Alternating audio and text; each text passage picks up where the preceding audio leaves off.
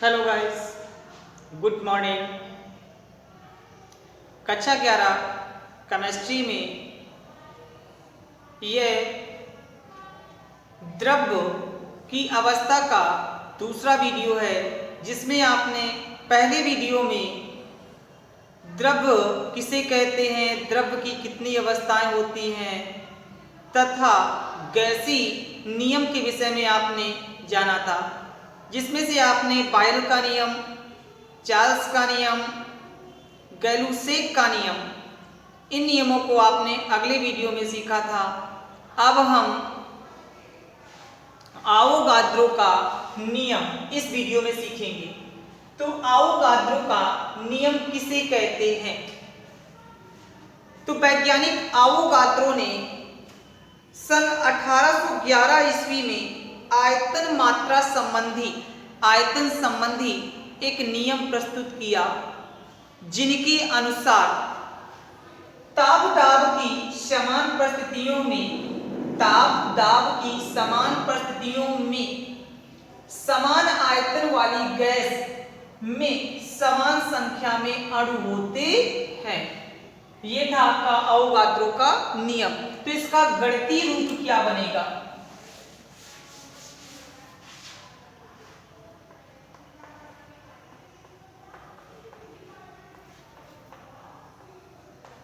गणितीय रूप, माना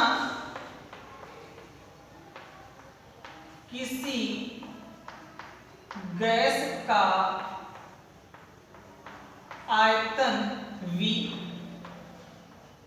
तथा मोल N है।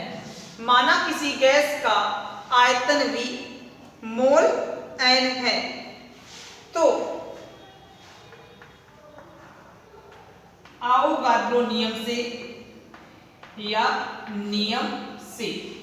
V proportional to N। Proportional का चिन्ह हटाएंगे, अनुक्रमानुपाती का चिन्ह हटाएंगे, तो क्या लग जाएगा आपके पास K इनटू N। तो क्या V बटे N बराबर हम K लिख सकते हैं? ये आपका बन गया आवोगाद्रो का नियम। यदि समान ताप दाब पर आयतन V1 से V2 हो तथा मोल N1 से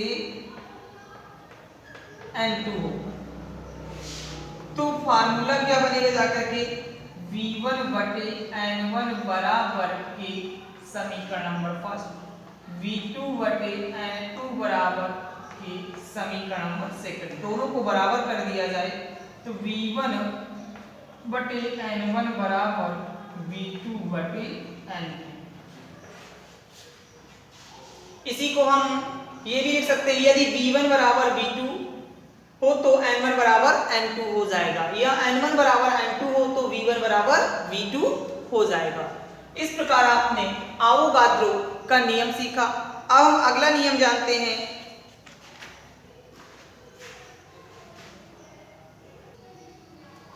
अब हम जानते हैं आदर्श गैस समीकरण, यानी आदर्श गैस समीकरण किसे कहते हैं? तो छोटी सी परिभाषा है,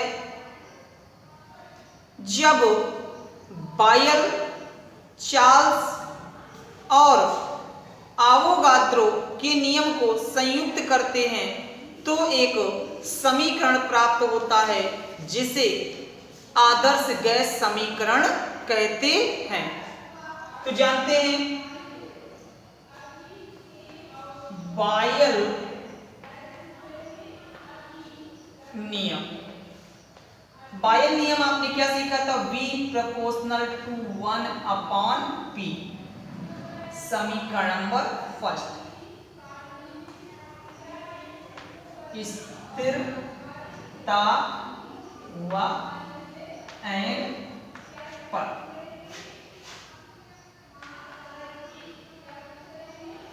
चार्ल्स नियम V proportional to T, second समीकरण। स्थिर दाब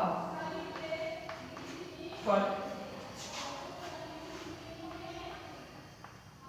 आवोगाद्रो नियम से V प्रोपोर्शनल एंड समीकरण नंबर सेकंड। स्थिर दाब हुआ T पर।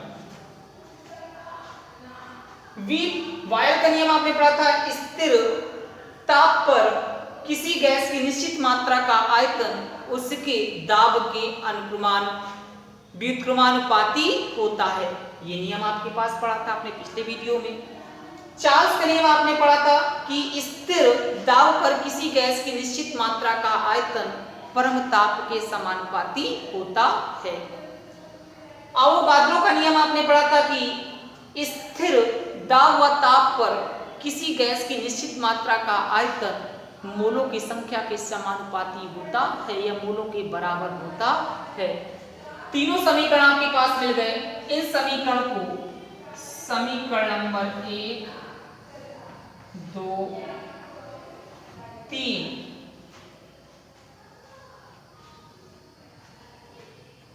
को जोड़ने पर संयुक्त करते हैं तो हमारे पास क्या बन जाएगा? V प्रोपोर्शनल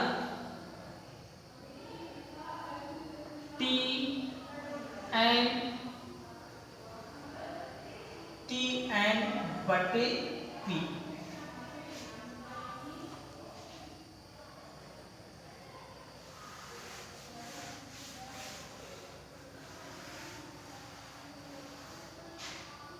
ये समीकरण आपके पास प्राप्त हुआ V प्रोपोर्शनल Tn बटे P।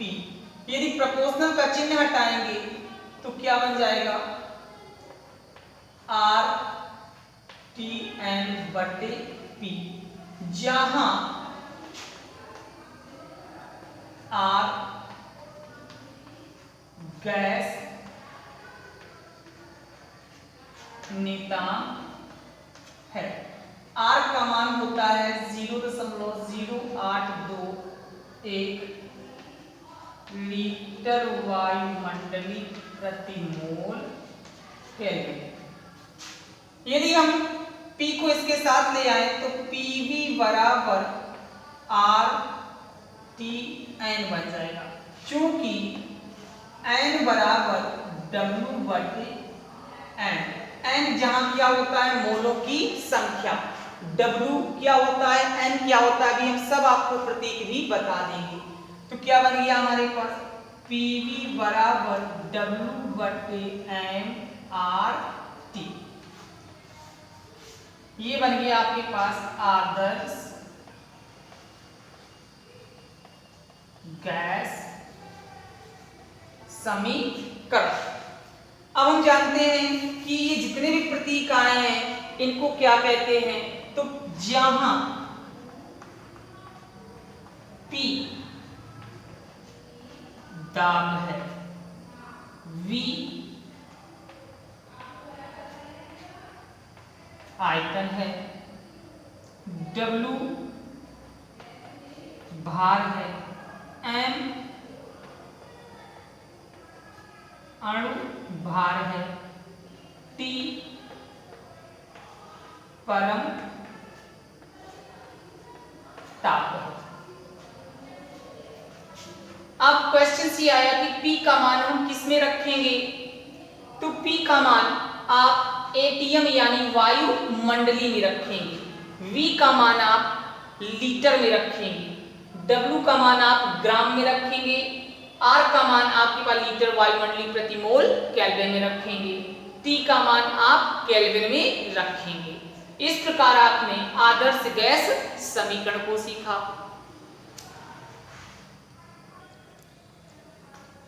अब आ जाते हैं गैस समीकरण की ओर।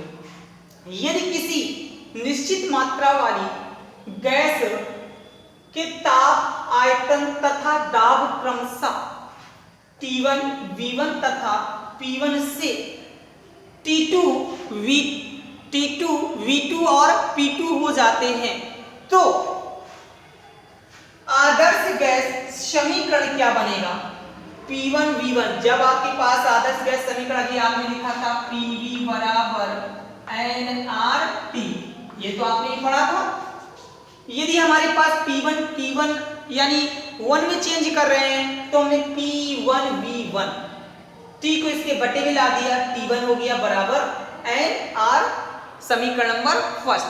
इसी प्रकार